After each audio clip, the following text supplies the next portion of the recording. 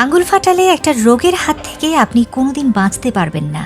দর্শক, বেশিরভাগ মানুষই তাদের টায়ার্ডনেসকে কমানোর জন্য মনের অজান্তেই আঙ্গুল ফাটিয়ে থাকেন। আবার কেউ কেউ তো ঘন্টায় ঘন্টায় একবার করে নিজের আঙ্গুলকে ফাটান।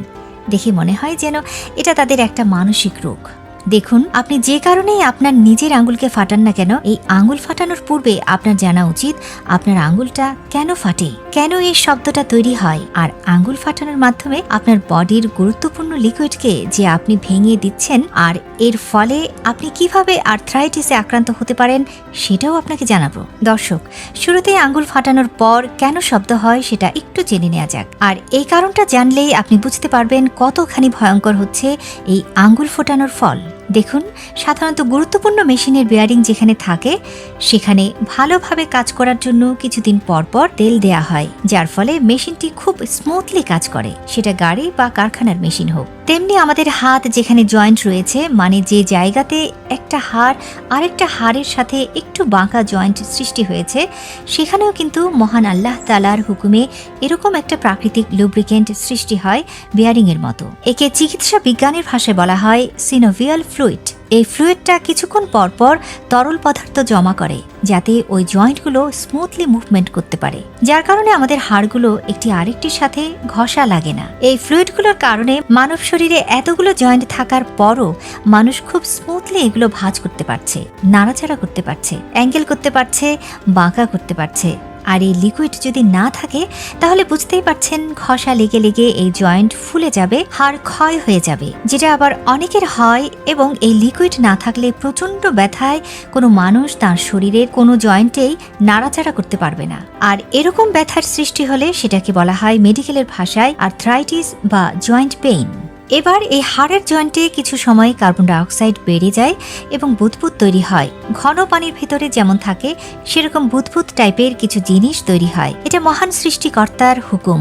হাড়ের জয়েন্টের মধ্যখানে এটা তৈরি হয়, কিন্তু যখনই আমরা আঙ্গুলটাকে টানি ফাটানোর জন্য তখন সেই প্রাকৃতিক লুব্রিকেন্টের উপর প্রেসার পড়ে, অর্থাৎ সেই জয়েন্টে একটু চাপ পড়ে আর সেই বুদবুদ ফেটে যায়।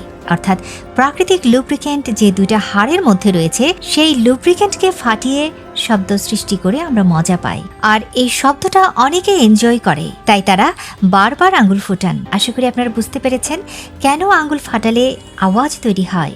সোজা কথায় কার্বন ডাইঅক্সাইডে তৈরিকৃত বুদবুদ ফেটে যায়, যেটা প্রাকৃতিকভাবে খাদ্য আহারের মাধ্যমে আমাদের দেহে তৈরি হয়। এখন প্রশ্ন হচ্ছে, একবার আঙ্গুল ফাটানোর পরে 1-1.5 ঘন্টার আগে দ্বিতীয়বার ফাটানো যায় না কেন? এর কারণ হচ্ছে, একবার আপনি যখন বুদবুদের গ্যাসটাকে ফাটিয়ে দিচ্ছেন বা প্রেসার দিচ্ছেন, সেই বুদবুদগুলো ফেটে যাচ্ছে। এগুলো আবার রিসাইকেল হতে 1 ঘন্টার মতো সময় নেয়, তাই আপনি 1 ঘন্টার ভিতরে চাইলেও দ্বিতীয়বার আর এটাকে ফাটাতে পারবেন না।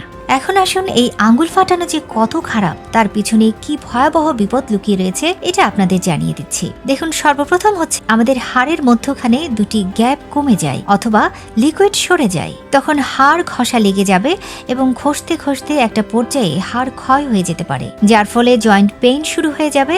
তাছাড়া আর্থ্রাইটিসের সমস্যার ঝুঁকি তৈরি হবে, আঙ্গুলের জয়েন্ট ফুলে যেতে পারে। আর সবচেয়ে বড় রোগটা হাতছানি দিবে, সেটা হচ্ছে বার্ধক্যজনিত রোগ। তাছাড়া যারা আগে থেকেই অস্টিওআর্থ্রাইটিসে ভুগছেন, যাদের বয়স 50-এর ঊর্ধ্বে, যাদের হাড়ের ক্ষয় রোগ আছে, হাড়ের ঘনত্ব কমে গেছে, তারা আঙ্গুল ফোটালে ফ্র্যাকচার হতে পারে বা আঙ্গুলের হাড় ভেঙে যেতে পারে।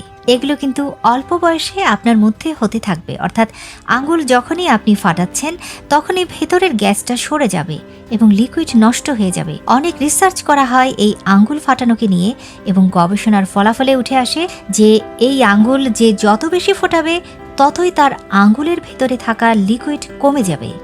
লিকুইডের পরিমাণ কমে গেলে তার আঙ্গুলের জয়েন্টে ঘর্ষণ বেশি হবে, যার ফলে আর্থ্রাইটিস রোগ হওয়ার সম্ভাবনা তৈরি হবে। সোজা কথা হচ্ছে, আপনি হাতের সবগুলো আঙ্গুল ফাটানোর পূর্বে আপনার হাতে স্ট্রেন্ট পরীক্ষা করবেন। যে কোনো একটা ভারী বস্তুকে উত্তোলনের চেষ্টা করবেন। আঙ্গুল ফাটানোর পরে একইভাবে ওই বস্তুটা উঠানোর চেষ্টা করবেন। দেখবেন আপনি শক্তি পাচ্ছেন না, আগে যতটা পেয়েছেন এখন ততটা পাচ্ছেন না, কারণ ওই লিকুইডগুলো রিসাইকেল হতে 1 ঘন্টা সময় নেবে। আর এই মুহূর্তে আপনার জয়েন্টটা অনেক দুর্বল হয়ে যাবে। এমনভাবে আঙ্গুল ফোটাতে গিয়ে অনেকেরই হাড় ক্র্যাক হওয়ার সম্ভাবনা থাকে।